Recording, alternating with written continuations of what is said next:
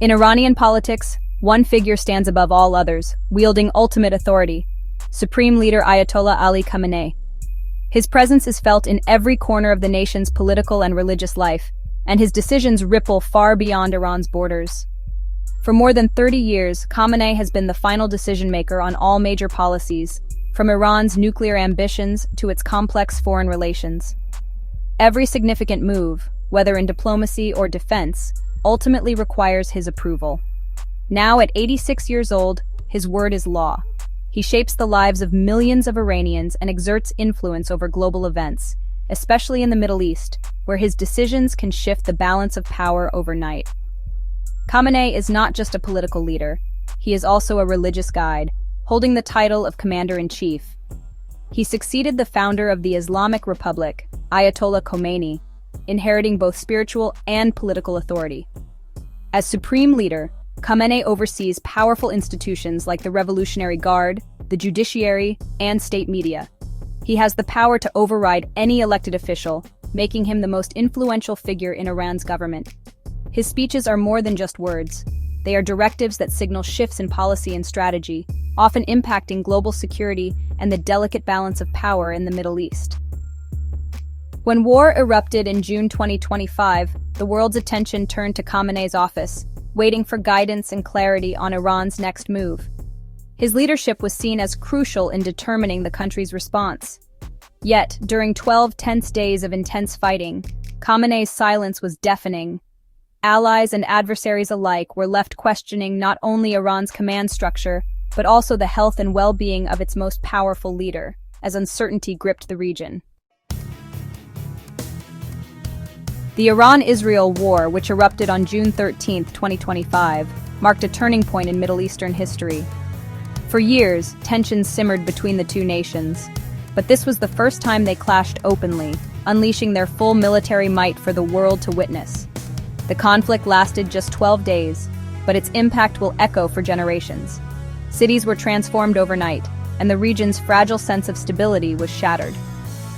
Unlike previous confrontations fought through shadowy proxies, this was a direct state-on-state war. Both sides mobilized their armies, with tanks rolling across borders and air forces launching relentless sorties. The world watched anxiously as two regional giants exchanged open firepower. Iran unleashed a barrage of over 550 ballistic missiles at Israel, targeting major cities and military bases. While Israel's advanced defense systems intercepted most, 28 civilians lost their lives, and daily routines were thrown into chaos as air raid sirens became a grim soundtrack. In retaliation, Israeli and American forces launched coordinated strikes deep inside Iran. They destroyed 3 critical nuclear sites, crippled military infrastructure, and sent a clear message about the consequences of escalation. The war exposed Iran's vulnerabilities to the world. Its offensive capabilities were decimated, and its regional proxies, including Hezbollah, suffered heavy losses and were forced to retreat or regroup. By the time a ceasefire was declared on June 24th, Iran had acknowledged over 900 deaths, though the real number is believed to be even higher. Hospitals overflowed, and families across the country mourned loved ones lost in the fighting. The conflict proved to be a strategic catastrophe for Tehran. The government faced unprecedented internal dissent, with emergency sessions in parliament and protests erupting in the streets, fundamentally altering the country's internal balance of power.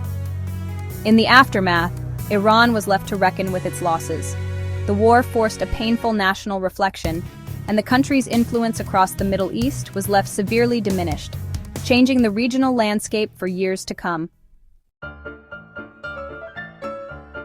As war raged, Ayatollah Khamenei's silence was both conspicuous and alarming. For 12 days, he made no public appearances or statements, a stark break from his usual crisis leadership. The world speculated, was he in hiding, ill, or incapacitated? U.S. officials even taunted that they knew his location. This absence projected weakness, undermining the regime's image of unshakable resolve. Inside Iran, confusion and anxiety grew, with state media unable to fill the void left by the supreme leader's silence. Internet disruptions fueled rumors and isolated the public, making facts hard to discern. The lack of visible leadership during an existential threat raised troubling questions about Iran's command structure. Meanwhile, Israel and the US dominated the narrative, making Iran's leadership appear overwhelmed and reactive. Khamenei's silence became a symbol of a regime under unprecedented pressure. On July 6, 2025, nearly 2 weeks after the ceasefire, Khamenei reappeared at a religious Ashura ceremony in Tehran. The setting was symbolic: mourning, resilience, and struggle, core themes of the regime's ideology. He looked frail but composed. His presence alone meant to quell rumors and reassert control. State media hailed his return as a sign of divine protection, but critics saw it as a somber reflection of a battered nation. A major internet disruption coincided with his appearance, likely to manage public reaction. For supporters, it was relief. For others, it raised more questions about his absence during the war. The event was carefully staged, a visual confirmation of survival, but without substantive remarks on the conflict. The world still waited for Khamenei's voice and his vision for Iran's future. On July 16th, Ayatollah Khamenei finally broke his silence, addressing the nation in a highly anticipated televised speech. He shifted from the role of a silent mourner, grieving the recent losses, to that of a defiant and resolute leader determined to rally his people. In his address, Khamenei reframed the ongoing war as a calculated and malicious plot orchestrated by Israel and the United States. He painted Iran as the true victim of foreign aggression, using this narrative to unite his supporters and stoke nationalist fervor across the country. The speech was more than just rhetoric. It was a clear warning to Iran's adversaries. Khamenei declared that any future attack on Iranian soil would be met with even greater and more devastating force, signaling a new level of military readiness. He didn't hesitate to threaten Israel directly, vowing its eventual destruction and promising that Iran would never back down. Khamenei also claimed a symbolic victory, boasting about a recent strike on a U.S. military base in the region. The address was less about presenting facts and more about restoring national morale. Khamenei's words were designed to reassure his followers that Iran's revolutionary spirit and ideology remained unbroken, even in the face of mounting pressure. Khamenei's message was clear: Iran was not defeated. Instead, he portrayed the nation as resilient, steadfast, and fully prepared for any future confrontation, no matter how daunting the odds. The speech was carefully crafted to reassure Iran's allies, send a stern warning to its adversaries, and set a new, more dangerous tone for the entire region. It was a signal that the stakes had been raised.